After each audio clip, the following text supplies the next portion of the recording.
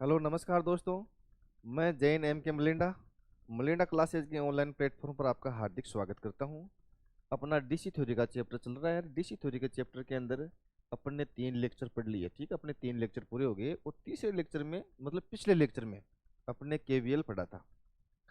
और केवीएल के 5 सीधे स्ट्रेट फॉरवर्ड पॉइंट पढ़े थे, जिनमें से आईटीआई से संबंधित किसी न किसी एग्जाम में कोई ना कोई क्वेश्चन जरूर आता रहता है। हर बार क्वेश्चन पूछा ही जाता है, ठीक है ना।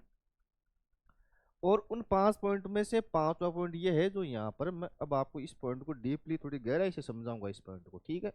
वहां पर मैं समझा नहीं पाया था क्यों, वहां पर टाइम नहीं था, थोड़ा टाइम कम था। और वहां पर मैंने इसको समझाने के बजाय 5 न्यूमेरिकल करवाए थे आपको, ठीक है।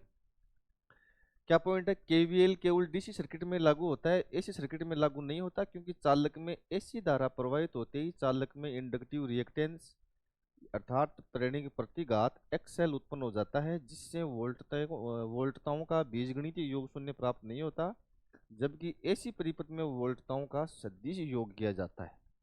तो एक पॉइंट तो ये आपको ध्यान में रखना है कि एसी सर्किट के अंदर कौन सा योग करते हैं, सदिश योग करते हैं। तो ये पॉइंट इसको स्पेशल रूप से ध्यान रखना, इंपॉर्टेंट पॉइंट है। डीसी सर्किट के अंदर तो बीजगणितीय योग करते हैं और एसी सर्किट के अंदर सदिश योग किया जाता है। और ये लागू क्यों नहीं होता, इसको देखो समझते हैं। थोड़ा सा पहले समझाने से पहले थोड़ा सा एक बार ध्यान देना थोड़ा सा भाई। ये है, इसको एक बार मैं इधर खिसकाता हूँ, पॉइंट को यहाँ लेता हूँ, कोई दिक्कत नहीं। अपना पॉइंट पड़ा रहेगा यहाँ, कोई दिक्कत नहीं। इसको समझ लिया, समझना है भाई अपन को। देखो ये कोई चालक तार है।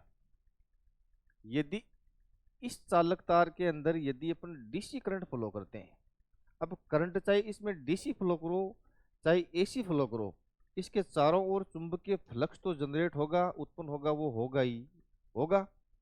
अब जब चुंबकीय फ्लक्स उत्पन्न होगा, क्योंकि डीसी की आवृत्ति जीरो होने के कारण डीसी करंट भी समय के साथ चेंज नहीं होती, इसके कारण ये फ्लक्स भी समय के साथ चेंज नहीं होगा। ये फ्लक्स समय के साथ चेंज नहीं होगा तो इसके अंदर इंडक्टिव रिएक्टेंस एक्स एल वो जीरो होगा, उत्पन्न ही नहीं होगा। क्यों? क्योंकि एक्स एल का सूत्र होता है 2 पाई एफ एल। ये आपने इसी सर्किट में पढ़ा होगा, नहीं पढ़ा है तो अपन आगे पढ़ लेंगे। जहां पर एफ क्या है, आवर्ती, तो एफ की जगह में बाई डिश की आवृत्ति जीरो होती है, ये जीरो रखूंगा तो एक्स एल तो पूरा जीरो हो जाएगा। कितना हो जाएगा? जीरो हो जाएगा। इसका मतलब है डीसी सर्किट के अंदर तो इंडक्टिव रिएक्टेंस अर्थात प्रेरणिक प्रतिघात उत्पन्न होता ही नहीं है, ठीक है। जबकि एसी सर्किट की बात करें, मान के चलो ये चालक तार है, चालक तार के अंदर एसी करंट फ्लो करते हैं। आपको मालूम ही है कि एसी धारा समय के साथ चेंज होती है। तो एसी करंट जो समय के साथ चेंज होगी तो चारों ओर जो फ्लक्स पैदा होगा वो फ्लक्स भी समय के साथ चेंज होगा। फ्लक्स समय के साथ चेंज होगा तो इसमें इंडक्टिव रिएक्टेंस पैदा हो जाएगा। एक्स एल बराबर क्या होता है? 2 पाई एफ एल, ये होता है। अब एसी की आवृत्ति कितनी होती है अपने हिंदुस्तान के अंदर? 50 हर्ट्ज होती है। तो देखो इसकी जगह अपन 50 रखेंगे। कितने रखेंगे? 50। जीरो तो नहीं होगा ना, इसका मतलब कुछ ना कुछ वैल्यू आएगी। इसका मतलब है एसी सर्किट के अंदर इंडक्टिव रिएक्टेंस पैदा हो जाता है। क्या पैदा हो जाता है? Inductive reactance. इंडक्टिव रिएक्टेंस पैदा हो गया, इसका मतलब है एसी सर्किट के अंदर इंपीडेंस पैदा हो गई। इंपीडेंस का मतलब है प्रतिबाधा पैदा हो जाती है। इसलिए एसी सर्किट के अंदर वोल्टताओं का बीजगणितीय योग शून्य प्राप्त नहीं होता। इसको समझने के लिए अब देखो मैंने 2 सर्किट लिए अलग अलग। देखो एक सर्किट तो डीसी है, एक है एसी सर्किट। देखो इनको समझो एक बार आप। थोड़ा सा इसको एडजस्ट कर लेते हैं इधर, यहाँ पे ऐसे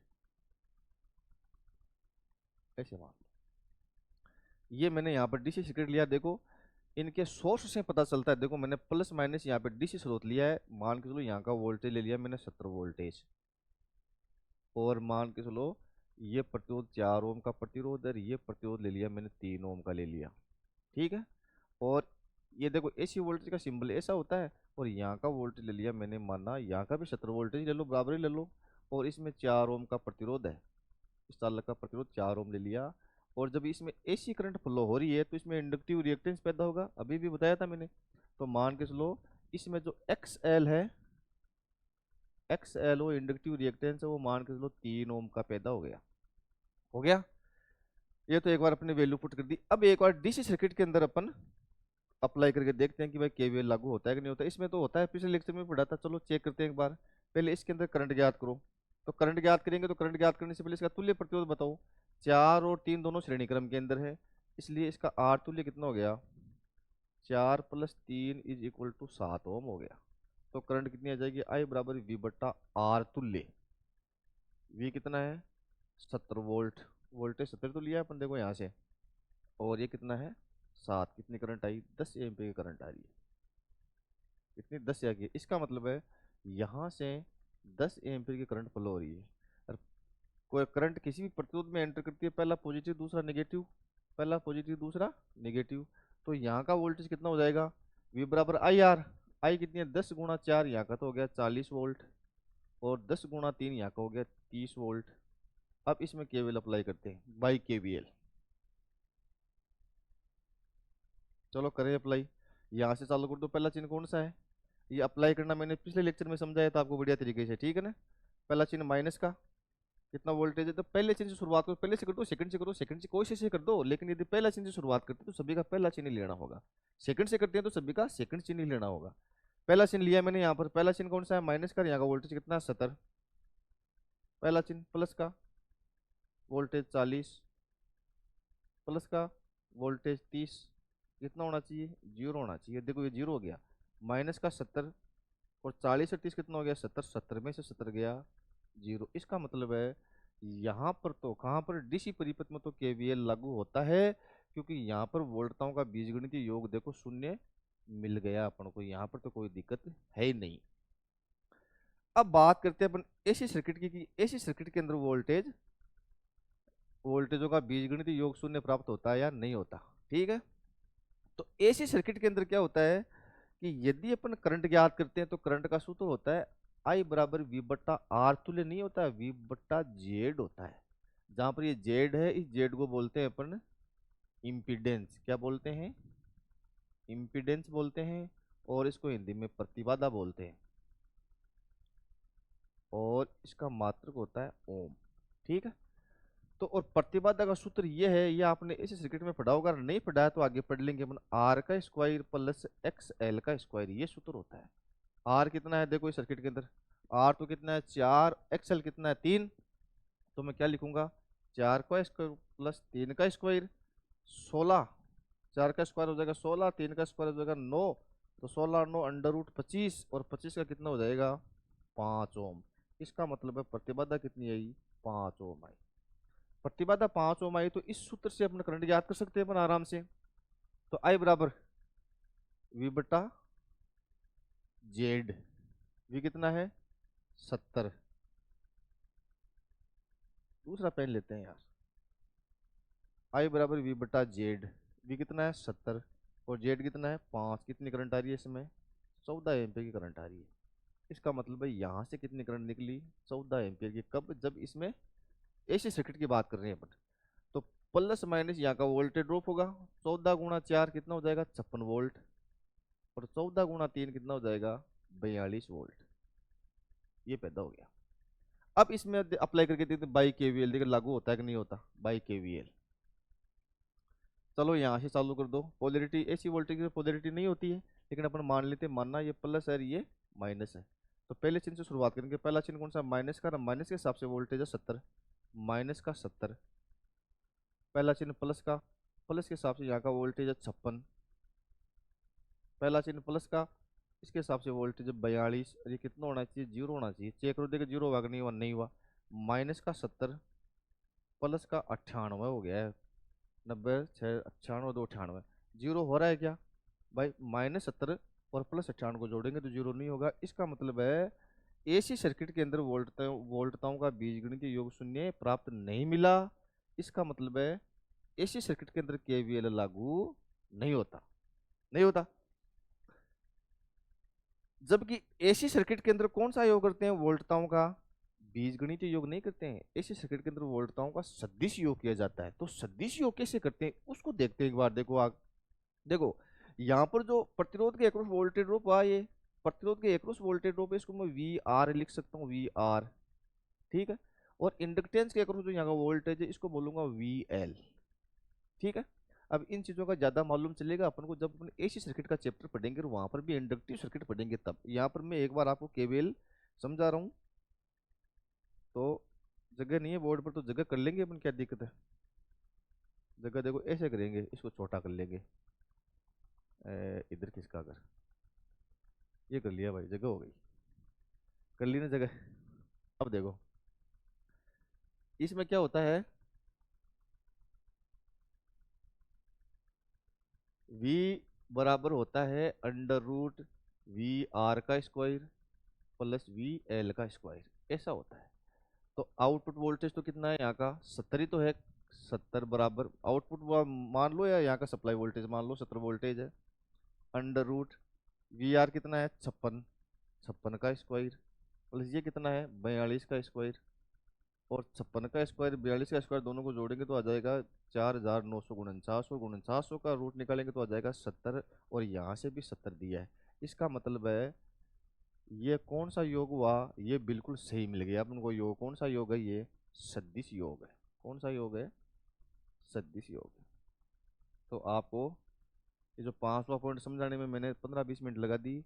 आपका क्वेश्चन केवीएल से संबंधित कभी भी गलत नहीं होना चाहिए। सबसे ज्यादा स्टूडेंट इस पांचवें पॉइंट में ही कंफ्यूज होते हैं कि एसी सर्किट के अंदर केवीएल लागू क्यों नहीं होता। क्यों नहीं होता, मैंने पूरा कारण सहित आपको समझा दिया है।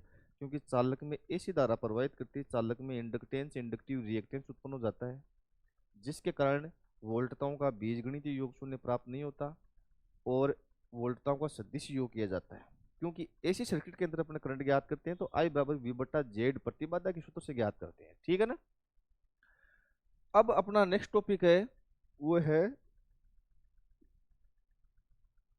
इलेक्ट्रिकल पावर का, विद्युत शक्ति का पावर सूत्र है किसका है, इलेक्ट्रिक पावर का।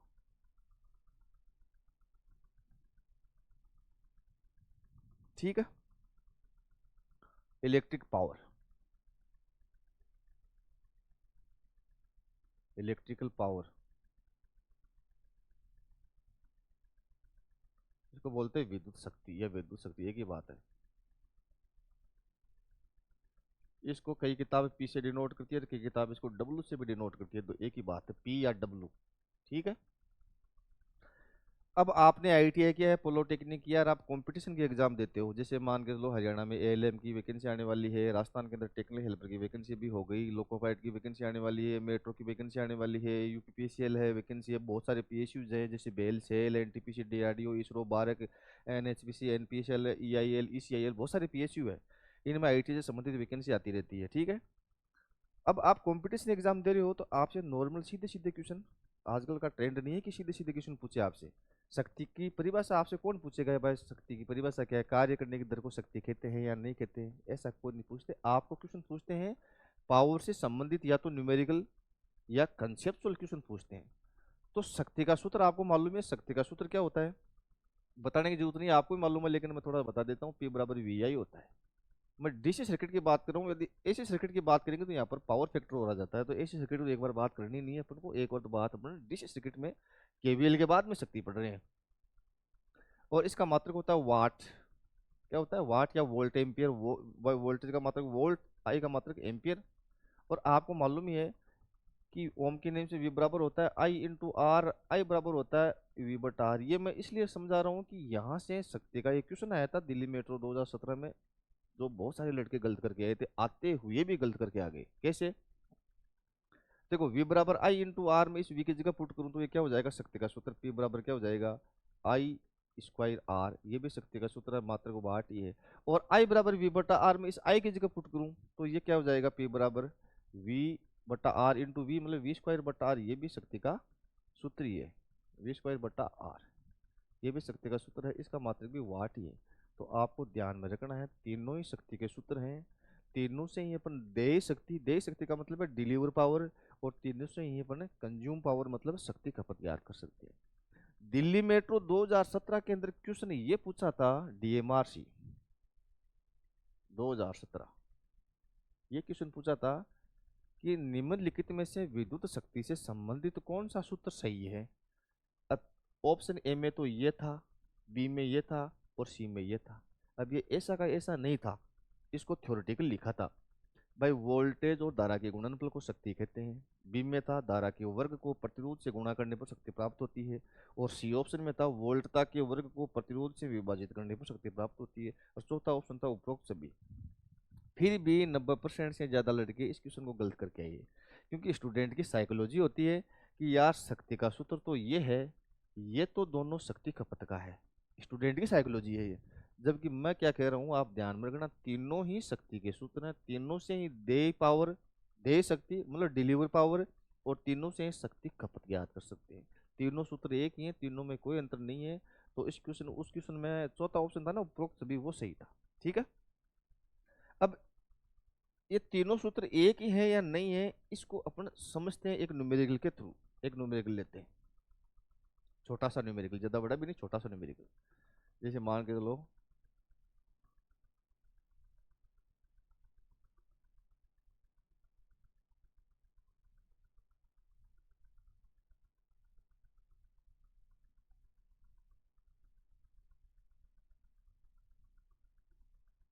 प्लस माइनस 60 वोल्ट की बैटरी ले ली मैंने। ठीक है। और यहाँ पर मान के चलो ये ले लिया मैंने 8 ओम का प्रतिरोध ले लिया, और ये ले लिया मैंने 4 ओम का प्रतिरोध। ठीक है। चलो ठीक है, तो देखो भाई इसका तुल्य प्रतिरोध कितना है, 8 4 12।